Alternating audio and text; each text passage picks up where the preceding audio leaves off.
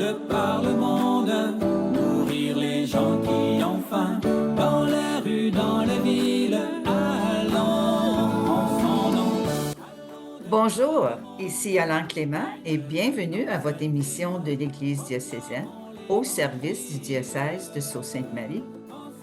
Aujourd'hui, j'accueille par Zoom Louise Normando du diocèse de Valleyfield au Québec. Bonjour Louise. Oui, bonjour Yolande.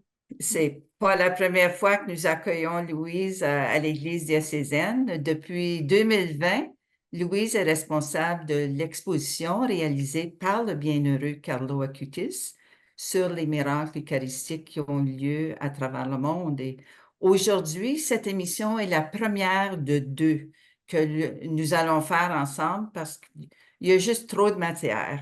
Alors, Louise va partager ses dernières expériences depuis qu'on s'est vu la dernière fois, en novembre dernier. Alors, pour situer un peu les gens à l'écoute, Louise, qui ne connaissent pas trop le bienheureux Carlo Acutis, pourrais-tu nous parler brièvement de ce jeune Carlo? Mais oui, avec plaisir. Alors, Carlo Acutis, c'est un jeune né en 1991. Ce jeune est décédé à l'âge de 15 ans d'une leucémie en 2006. Et voilà que déjà, en 2020, Carlo Acutis a été béatifié. Carlo, le pape François nous mentionne que Carlo, lorsqu'il sera saint, lors d'un prochain miracle qui aura été vérifié par l'Église, alors lorsqu'il sera canonisé, nous dit-il, deviendra le saint de la jeunesse et le saint patron des internautes. Alors, Carlo nous a laissé un bel héritage. Cet amoureux de l'Eucharistie a répertorié tous les miracles qui se sont produits au fil des siècles. Alors, comme il était vraiment un petit génie informatique, eh bien, Carlo, avant de décéder, avait un projet extraordinaire qui a été de répertorier tous les miracles authentifiés par l'Église. Donc, un nombre important, 136 miracles, qui actuellement forment une belle exposition et qui sont connus sur les 5 continents. Voilà. Et Louise, lors de tes expositions, tu dis toujours qu'il va être le premier saint avec une adresse email. Oui, absolument, absolument. Oui, oui, oui, je le crois. Et ça fait bien rire les gens. Ah oui, absolument. Alors, dis-moi, depuis 2020 que tu es responsable de ces expositions, alors, Ouais. combien d'expositions as-tu animées en tout? Alors donc, depuis 2020, au total, il y a 72 présentations, expositions qui ont été un petit peu partout présentées ici au Québec et dans les paroisses francophones de l'Ontario. À ce jour, donc 72, ici je regarde tout ce qui est déjà réservé en 2024, eh bien, à la fin de cette année, il devrait y avoir 87 présentations qui auront été faites de Carlo et de l'exposition sur les miracles eucharistiques, ce dont je suis très contente. Je sais que le bienheureux Carlo a été très présent dans les paroisses de Oui, ton diocèse cet hiver et oui. ses animations continuent même jusqu'en avril. Alors, parle-nous de ces expositions, de cette belle expérience que tu as vécue. Bien, dans notre diocèse, ici, dans la région de Valleyfield, j'ai proposé aux prêtres, à plusieurs prêtres, si nous faisions une présentation dans différentes églises pour ensuite avoir un événement qui clôturerait le tout à la fin. Alors, il y a eu un bel accueil des curés, des prêtres de la paroisse qui a fait en sorte que depuis décembre et janvier 2024, eh bien, l'exposition a été présentée dans plus de 9 églises, Hmm. paroisses ici de notre diocèse de Valleyfield. Alors donc, dans chacun de ces lieux, eh bien, des présentations ont été offertes au groupe de jeunes inscrits en parcours en parcours sacramentel, puis aussi, bien, au groupe de prière ou enfin aux paroissiens en général.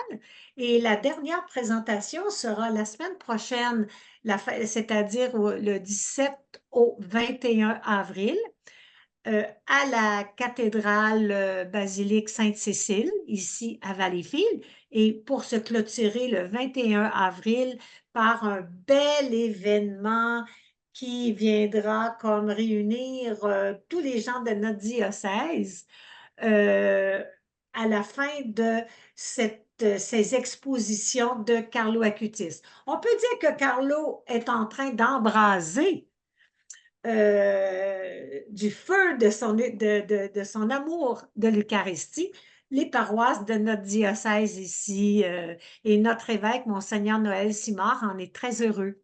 Hmm, ça, je suis certaine. Alors, ayant vécu l'expérience de te voir personnellement en action à notre paroisse, dans notre diocèse, j'ai vu que tu étais très flexible et que tu t'adaptais facilement selon ton Oui, audience et ton environnement. Alors, parle-nous de tes différentes façons oui. d'animer, entre autres le matériel que tu apportes, etc. Mais oui, effectivement, ben tu sais, lorsqu'on s'adresse à une clientèle jeune, en l'occurrence, les enfants inscrits soit à la première communion ou enfin au sacrement du pardon ou la confirmation, c'est tout de même différent d'une clientèle un petit peu plus adulte, un petit peu plus âgée.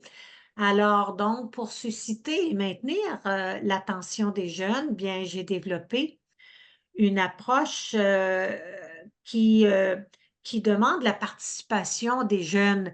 Alors aussi, ben, lorsque je m'adresse à eux, je vais apporter avec moi un personnage de Carlo Acutis qui est un peu différent d'un autre personnage grandeur nature que j'utilise davantage pour les groupes adultes. Aussi, j'implique les enfants. Les enfants, dans pour les jeunes, mon but, c'est de leur faire surtout connaître Carlo Acutis. C'est surtout ça.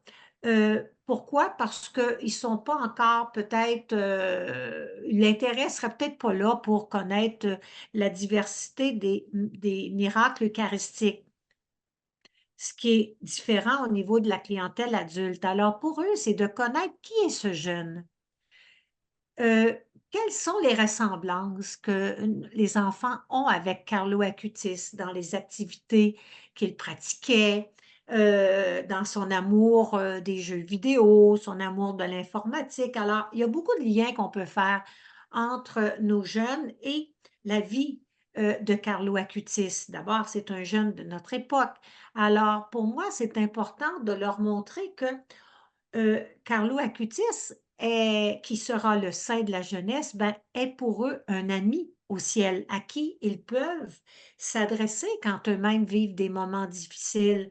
Alors, les enfants n'ont pas développé le même, comment dire, dans la prière, les mêmes ressources lorsqu'ils vivent eux-mêmes des choses difficiles. Alors, de leur faire connaître Carlo, un ami au ciel, ça m'apparaît important. Et pour ce faire, ben, c'est ça, je tente d'utiliser mon expérience d'enseignante au niveau des jeunes pour créer une approche plus dynamique, plus participante, je dirais, de leur part. Alors que pour les adultes, eh bien, ils sont intéressés évidemment à connaître ce jeune Carlo, hein, qui a un parcours absolument exceptionnel. C'est un jeune exemplaire. Mais ils ont aussi beaucoup la curiosité de connaître les miracles eucharistiques que notre jeune Carlo a répertoriés. Et ça, c'est toute une découverte pour les adultes. Alors, donc, c'est un petit peu différent l'approche pour ces deux clientèles. Oui, Alors, quand tu as fait tes 9 paroisses dans ton oui, diocèse, est-ce oui. que c'était seulement une présentation? Parce que je sais tout le matériel que tu as apporté quand tu as fait ta présentation chez nous. Je veux dire, tu as 136 panneaux et plus. Tu as les personnages, tu as tellement de matériel. Alors, pour faire les 9 paroisses, je peux pas imaginer que tu t'es installé juste pour une présentation. Eh bien, ma chère, oui. J'ai toujours tout le matériel dans ma voiture et pour moi, il m'apparaît important, peu importe qu'on ait une présentation ou plusieurs dans à la même adresse ou dans la même paroisse, pour moi, c'est important d'offrir aux gens qui se déplacent pour venir voir l'exposition tout le matériel à chaque fois. Alors donc, la semaine dernière, par exemple, j'étais à l'Apocatière, au diocèse de l'Apocatière. Eh bien, à l'intérieur du diocèse, je me suis rendue dans différentes églises, Saint-Pascal, Saint-Jean-Port-Joli, etc.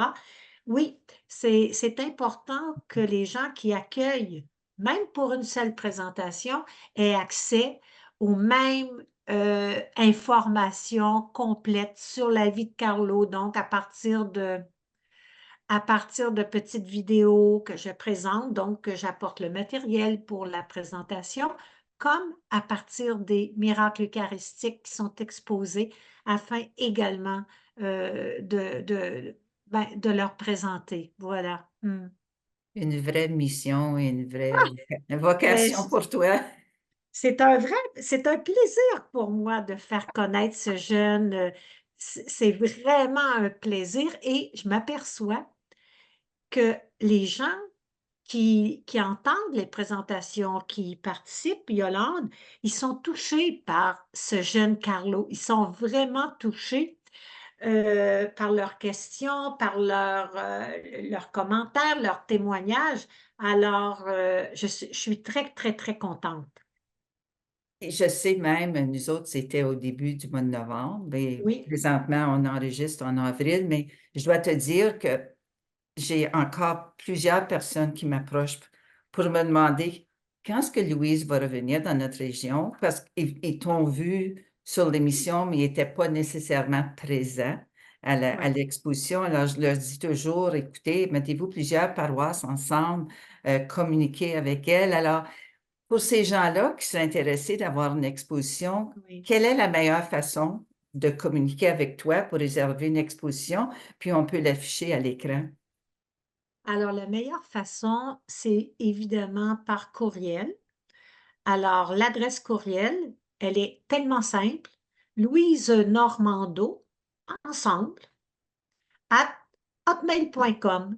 Alors, je réponds au quotidien à mes courriels, à moins d'être vraiment à l'extérieur et d'avoir 2 ou 3 présentations à faire dans la journée et dans la soirée, où là, je vais manquer de temps. Mais généralement, là, dans les 48 heures où j'ai reçu la demande d'information pour me rendre dans le lieu, eh bien, dans les 48 heures, je réponds aux personnes qui communiquent avec moi pour déjà leur donner l'information ou du moins leur dire, dès mon retour à telle date, vous aurez les informations. Ça, c'est vraiment la meilleure façon d'entrer en communication avec moi, vraiment. On peut également me rejoindre sur mon cellulaire. Cependant, euh, je ne suis pas toujours disponible, évidemment, puisque lorsque j'anime les présentations, mon cellulaire est fermé. Alors que vraiment par adresse courriel, c'est très, très facile. Et je sais que tu avais jasé lors de notre dernière émission du prochain pèlerinage que vous Oui. organisez pour cet automne. Parle-nous de ça, comment ça avance? Hey, écoute, ça avance bien, puis je suis contente. Ça avance bien, je suis contente parce que tu te rappelles, Yolande, lors du premier pèlerinage, on avait rencontré la maman de Carlo, on avait rencontré l'enseignante, on avait rencontré l'homme de service, Monsieur Rajesh. Alors, nous espérons qu'on aura encore la possibilité de rencontrer ces personnes tellement significatives dans la vie de Carlo. Alors, le prochain pèlerinage, je l'ai ici devant moi, c'est à compter du 5 septembre prochain. Alors, déjà, tout le programme est sorti. On a simplement à se rendre sur l'agence de voyage Spiritour. Alors, Spiritour, qui encore une fois organise ce pèlerinage du 5 au 16 septembre. Écoute, le parcours est sensiblement le même qu'en 2023, puisque tous les pèlerins qui en ont fait partie étaient vraiment, mais vraiment enthousiasmés de ce programme qu'on avait développé en lien avec Sur les pas de Carlo Acutis. Cette fois, ce sera le prêtre, le père Guy Simard, de la région de Repentigny, qui sera le prêtre accompagnateur et moi-même comme accompagnatrice. Je sais que déjà hier, je parlais avec Madame Anne Godbout, qui est la directrice, et elle me disait que déjà les inscriptions vont bon train pour le mois de septembre. Alors, donc, les gens qui seraient intéressés à vous inscrire, n'hésitez pas, puis ne tardez pas non plus sur, je répète, sur le site de l'agence Spiritour, vous verrez Sur les pas de Carlo Acutis, c'est le titre de ce pèlerinage du 5 au 16 septembre prochain. Combien de personnes, Voilà. combien de personnes est-ce que Oui, vous avez normalement pour le ben, pèlerinage? normalement 25 là. Oui, la dernière fois, il y avait 28 personnes, 29 personnes, je crois, mais déjà 25 personnes, mais on ne dépasse pas 30. Afin d'offrir un service, hein, on sait que c'est beaucoup dans les valeurs de l'agence Spiritour, que les pèlerins soient toujours bien logés, bien accompagnés, etc. Et donc, pour cela, bien, il vaut mieux limiter parfois le nombre total de pèlerins. Excellent. Euh, Puis je sais, lors du dernier pèlerinage, celui de l'automne dernier, Oui, vous avez eu une audience générale avec le pape François, puis on n'a oui, pas eu la chance d'en jaser lors de notre dernière oui, émission. Alors, oui, ça a dû être un moment émotionnel pour votre groupe. Quel oui. était son message? Alors, son message, évidemment, c'était un message de paix. C'était un appel à la paix comme peuple, mais à la paix, pardon, aussi comme personne, comme individu dans nos milieux, dans nos familles. Souvent, hein, souvent, on parle de la paix dans le monde et là, on pense aux endroits où il y a actuellement beaucoup de conflits. Mais il y a aussi, comment dire, à dimension plus personnelle, plus humaine aussi, où nous sommes appelés à être des porteurs de paix dans nos milieux de famille, dans nos milieux de travail, dans nos communautés.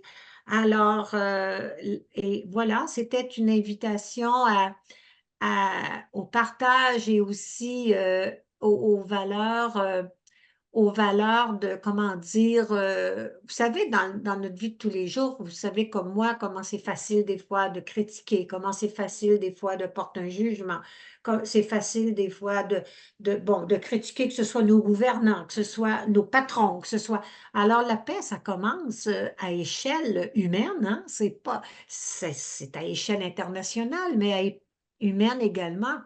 Alors, nous étions à Saint-Pierre-de-Rome, nous étions là, et on a eu le bonheur, on est arrivé tôt le matin, il faut dire, d'avoir une belle place.